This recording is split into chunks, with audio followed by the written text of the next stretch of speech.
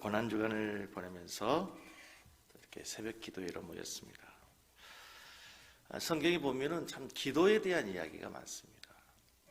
네, 기도하는 기도의 종류, 기도의 태도, 기도의 목적, 여러 많은 기도에 대한 교훈들이 있는데, 어떤 기도를 하나님이 가장 기뻐하실까? 하나님은 모든 기도를 다 기뻐하시고 들으십니다. 여러 종류의 기도 형태가 있는데,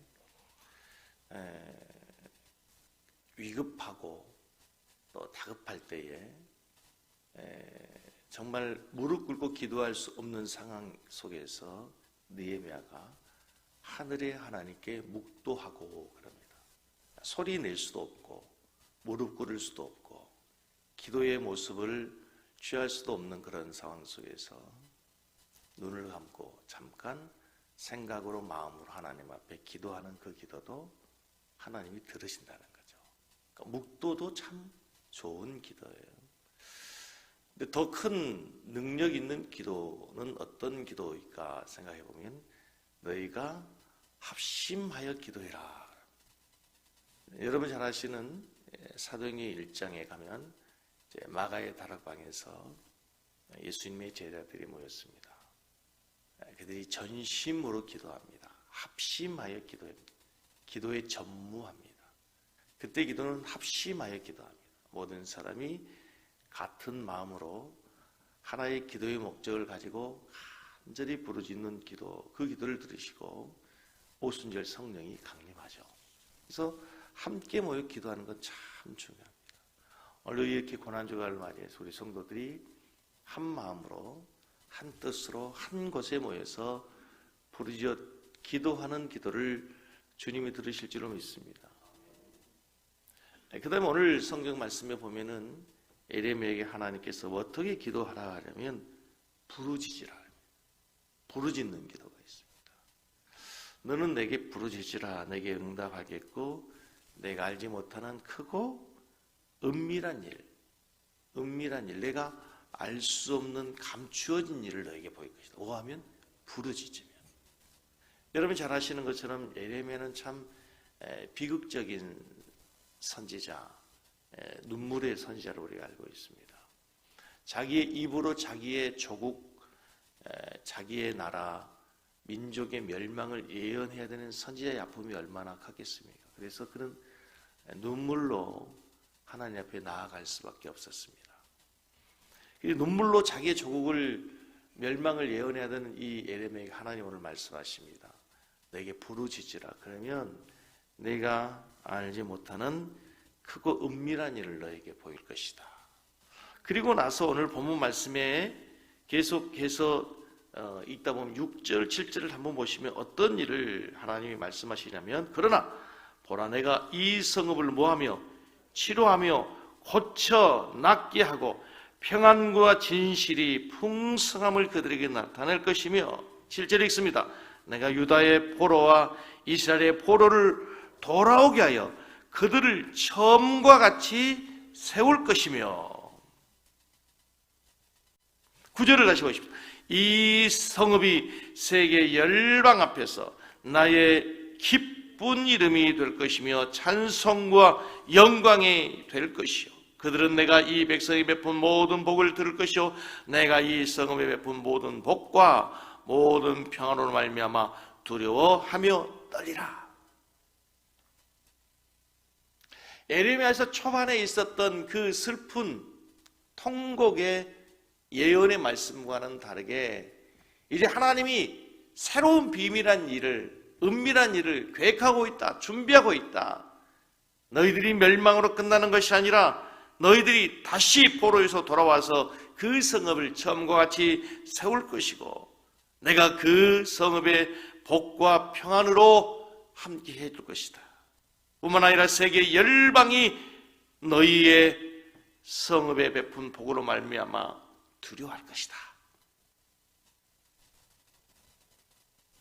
저는 이제 특별 새벽 기도를 시작하는 첫날 무슨 말씀을 해야 될까? 무슨 말씀을 준비할까? 기도하다가 고난주간의 말씀이니까 예수님이 고난당하셨어요. 예수님이 우리를 이 십자가에 못 박히시고 물과 비를 쏟기까지 우리 일 때문에 고난과 수치와 멸시와 모욕과 천대를 받으셨어요 라고 하는 고난에 대한 메시지도 중요하지만, 오늘 우리에게 기도가 어떤 것인가, 왜 기도해야 되는가, 이 본문 속에서 다시 한번 확인하고 기도하는 시간을 갖기 원합니다.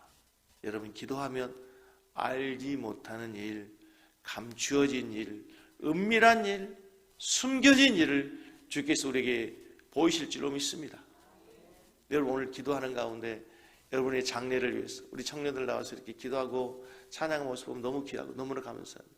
여러분 기도하는 가운데 여러분이 알지 못하는 하나님이 은밀한 일들을 보이시고 가르치시고 깨닫게 하시는 역사가 있기를 바랍니다. 이 고난 속에, 코로나 팬데믹의 이 고난 속에,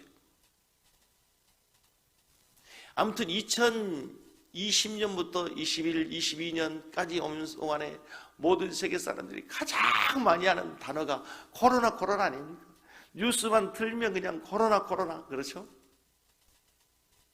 이 코로나 팬데믹의 상황 속에서도 여러분, 우리가 기도하고 시간이 지나고 난다 보면은 이 코로나로 인해서 하나님께서 우리를 깨닫게 하시고 이것으로 인해서 우리가 얻은 게 있을 거예요. 이것으로 인해서 하나님이 행하신 일을 보게 될 줄로 믿습니다. 통계에 의하면 벌써 이제 한국 교회 성도의 숫자가 많이 줄고 있다. 많이 줄고 있다. 우리 교단에도 어떤 근거로 그런 근거가 나오게 되는지 모르겠지만 뭐 몇십만 명이 줄었다, 뭐 이런 24만 명이 줄었는 이런 얘기들이 나오고 있어요. 근데 저는 우리 성도들이 한국 교회가 기도로 그동안의 눈물로 다져진 한국 교회가 그렇게 쉽게 무너지지 않습니다. 선지자들의 피 위에 세워진 우리 교회가, 우리 선지들의 눈물과 땀으로 세워진 교회가 다시 우리가 하나님 앞에 나와서 기도하고 복음으로 무장하면 하나님의 새로운 부흥의 은혜를 베풀어 주실 줄로 믿습니다. 우리 교회도 마찬가지로 지금까지 하나님께서 함께 하여 주셨던 것처럼 앞으로도 함께 하여 주실 것이고 이전보다 더 큰 영광으로 우리에게 베풀어 주실 줄로 믿습니다. 할렐루야. 우리가 할 수 있는 일은 하나님께 기도하는 것입니다. 우리의 자녀를 품고 우리 교회를 품고 조국을 품고 기도하는 것입니다. 제가 늘 말씀드리면 저는 애국자라고 생각합니다.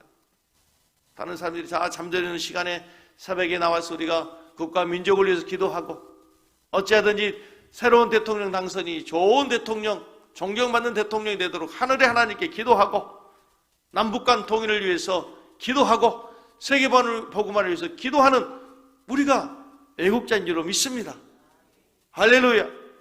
입술로만 애국 하면서 다 자기 사역 챙기는 정치인들이 애국자가 아니라 새벽을 깨우며 밤을 새워가며 기도하는 우리 권사님들이 애국자인 줄로 믿습니다.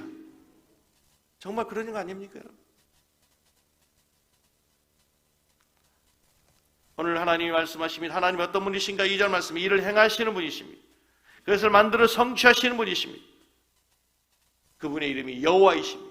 언약을 지키시고 약속을 지키시는 그 하나님께서 우리에게 기도하면 들으신다 약속했습니다.